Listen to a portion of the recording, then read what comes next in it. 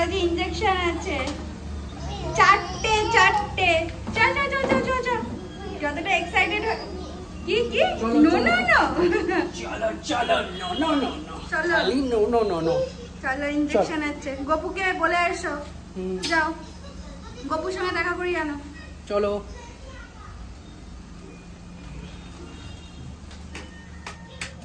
গপু, ভাইয়ের ইনজেকশন। চল যা গোপাল, চলো।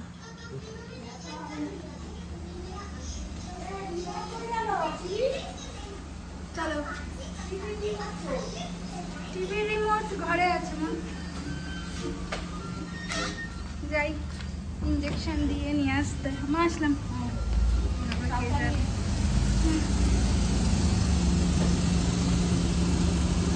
গেটটা খুলে দাও। চারটে মতন ইঞ্জেকশান আছে, তো এর আগেও দেওয়া হয়েছে। এবার 16 মাসের ইঞ্জেকশান, এখন একটু বুঝতে শিখেছে, জানি না কতটাও কি করবে, বুঝতে পারছিলাম না তখন।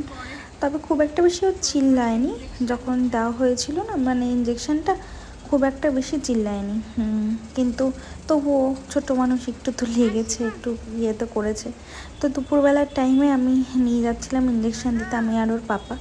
অনেকদিন আগেই দেওয়া হয়েছে। তো আমাদের এই যে হেলথ সেন্টার একটা আছে, তো এই হেলথ সেন্টারে ওকে ইঞ্জেকশান দেওয়ার জন্য নিয়ে যাওয়া হয়েছিল। দেখুন তখনও জানে না ইঞ্জেকশান দেবে, দৌড়াদৌড়ি করছে, ওই ঘরটায় যাচ্ছে আসছে। আমাদের ওখানে আমাদের এখানে হেলথ সেন্টার দিয়ে আর কি ইঞ্জেকশান দেওয়া হয়, সেগুলো নিয়ে নেওয়া হয় আমার ছেলের জন্য। তো সব জায়গাতেই হেলথ সেন্টার দিয়ে ইঞ্জেকশান আশা করি দেয়। তো যেগুলো সরকার থেকে পাওয়া যায় সেগুলো সরকারি থেকেই নিয়ে নেওয়া হয়, আর যেগুলো ডক্টর প্রেসক্রাইব করে সেগুলো ডক্টরের থেকে নিয়ে নেওয়া উচিত। তো সেগুলো আমার এখনও কোনোটাই সেভাবে নেওয়া হয়নি। ওই পরে ডক্টরের সঙ্গে কনসাল্ট করে ডেফিনেটলি নিয়ে নেওয়া উচিত, নিয়ে নেব। তো এখন হচ্ছে যেগুলো সরকার থেকে দিচ্ছে সেগুলো টাইম টু টাইম অবশ্যই আমরা নিয়ে নিই। আর আপনারাও অবশ্যই নিয়ে নেবেন যাদের ছোট বাচ্চা আছে, কারণ ইঞ্জেকশনগুলোতে বাচ্চারা কষ্ট একটুখানি পায় অবশ্যই, কিন্তু এগুলো কিন্তু শরীরের জন্য খুবই ভালো। পরবর্তী সময় এই যে দেওয়া হচ্ছে, তো খানিকটা একটু ভিডিও করা আছে। তো এই যে ইঞ্জেকশন দেওয়া হয়েছে, তখন একটু খ্যান করছিল ছেলে। পরে আর কি মাঝে মধ্যে মনে হয় একটু ব্যথাটা মানে ওর ফিল হচ্ছে, তখন একটু চিল্লাচ্ছে। এই যে রাত্রিবেলার টাইমে জ্বর এসেছিল, জ্বরটা আসা যদিও বা সবাই বলে ভালো, তাহলে এই কাজ করছে। দেখুন কীরকম নেতিয়ে পড়েছে ছেলেটা আমার। তো চুপ করেই ও শুয়ে টিভি দেখছিল, মাঝে মধ্যে একটু কান্না করছিল, জ্বরটা এখন উঠছে, তারপরে আবার একটু ঠিক লাগছে, ওই জন্য হাঁটছে। তবে কি বলুন তো, আমার ছেলেকে ছোট থেকে যেটা দেখছি, ইঞ্জেকশন যতবার দেওয়া হচ্ছে খুব একটা বেশিও ডিস্টার্ব করে না, বা খুব একটা বেশিও নেতিয়ে পড়ে না। এইবারটা একটুখানি তাও করেছিল, কিন্তু তাও অতটাও বেশি না, ওই একদিনই একটুখানি ছিল। তো বুঝতেই পারছেন বাচ্চার শরীর খারাপ হলে মায়েদের বা ফ্যামিলির সবার মানে কীরকম অসুবিধা হয়, ছাড়তে চায় না বাচ্চারা। তাও কিছুক্ষণ সময় চুপ করে দাঁড়িয়েছিল, কিন্তু তাও আবার কোলের মধ্যে উঠবে। পেঁয়াজ আর টমেটো দিয়েছে, ডিম ভুজিয়া করছে। আমরা বলেছি যে করো না, আমরা করে দিচ্ছি, কিন্তু ওর বলে নিজের হাতের ডিম ভুজিয়া খেতে ওর ভালো লাগে, আমাদের হাতের নয়। তাই ও বলছে যে না আজকে আমি করবো। আর তোমাদের রেসিপি সবসময় তোমরাই করো, তাই আজকে আমি করছি, ওর জন্য ডিম ভুজিয়া করবে। বাট হ্যাঁ, ওর হাতে ডিম ভুজিয়াটা সত্যি খুব টেস্টি হয়, মানে আমরা যত যাই করি আমাদেরটা অতটা টেস্টি লাগে না, ওরটা যতটা টেস্টি হয়। সত্যি ভীষণ ভালো করে ডিম ভুজিয়াটা। কেমন হচ্ছে? বাবাকে নিয়ে যাও এখান থেকে। বাবা ঘরের মধ্যে থাকতে চাইছে না, রান্না করছে, তার জন্য একটু ঘুরাচ্ছি মানে বাইরে। ছেলের শরীর ভালো না, বাচ্চার শরীর ভালো না থাকলে সত্যি ভালো লাগে না। তবে এই যে আশেপাশে সাপোর্টিভ যেই মানুষগুলো থাকে, যে না বাচ্চা সামলানো আর একসঙ্গে রান্না করা বা অন্য কিছু হ্যান্ডেল করাটা একটু প্রবলেম হয়ে যায়, তো সেখানে হাজব্যান্ড যদি এইটুকুনি সাপোর্ট করে এটাই অনেকটা, বেবির জন্য অনেকটা সাপোর্ট করে, প্লাস আমাকেও। তো এগুলো মিলিয়েই যাই হোক ডিম ভুজিয়াটা কমপ্লিট হয়ে গেছে। তো ডিম ভুজিয়াটা কিন্তু সত্যি খুব ভালো হয়েছিল, খুব টেস্টি হয়েছিল খেতে, খুবই ভালো করেছিল ডিম ভুজিয়াটা। তো পরোটা দিয়ে খাচ্ছিলাম ডিম ভুজিয়াটা সেদিন। এই যে তারপর ছেলে এটা চালু করলে বন্ধ হয়ে যায় ওর কথা। No no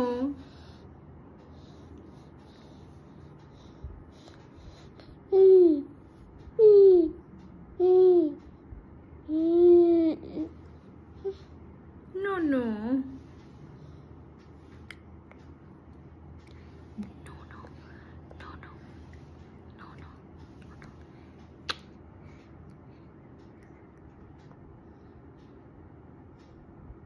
ai coi cho vậy tôi đâu nhỉ. No no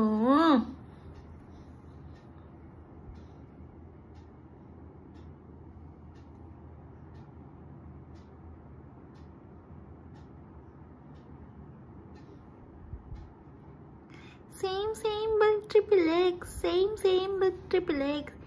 No money, no honey.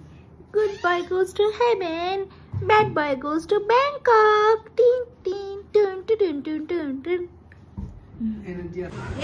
তারপরের দিন এটা দেখুন, সেই দিনটা কিন্তু ঠিক মানে রাত্রের দিকটা মোটামুটি, তারপরে আস্তে আস্তে রিকভার করতেও শুরু করেছিল।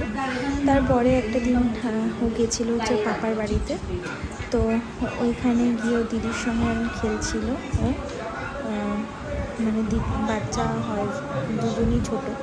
তো ওটা নিলে ওর ওটা চাই, ও ওটা নিলে ওর ওটা চাই, এইভাবে ওরা খেলছিল, খেলাখেলি করছিল। ওখানেও বেশ ভালোই তখন ছিল আর কি, মানে আগের দিন যে জ্বর এসেছিলো তারপর যে জেঠু এসছে, জেঠুর সঙ্গেও ই করছিল।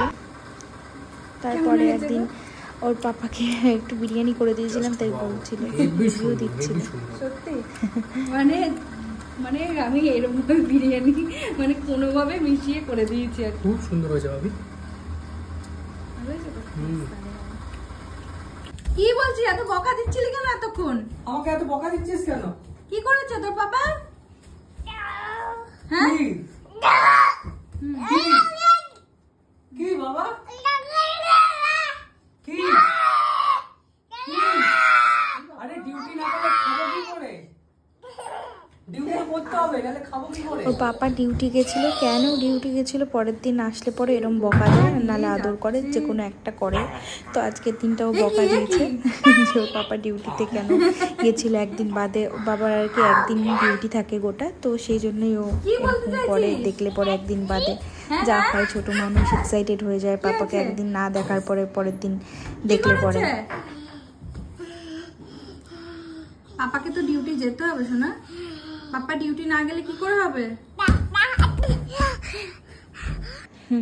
এরপরে ওর বাবা যেহেতু ট্রেনে আসে, তো তাই ফ্রেশ না হয়ে ওকে ধরে না, তাই ওর পাপা আগে ফ্রেশ ট্রেশ হয়ে নিয়েছে, এসে ছেলের সঙ্গে তারপরে এই যে নাচ করছে, গান চালিয়ে নিয়েছিল, তো সেই করে নাচ করছে, ওকে আদর করছে, ওকে মানাতে হবে। অনেক ব্যাপার আছে, মানে একদিন না থাকা মানে তারপরে এসে ছেলের সঙ্গে মানে অনেকটা টাইম স্পেন্ড করতে হয়। এইভাবে আমাদের দিনটা কমপ্লিট হলো, ইনজেকশন কমপ্লিট হলো। দেখা হচ্ছে নতুন ভিডিওতে।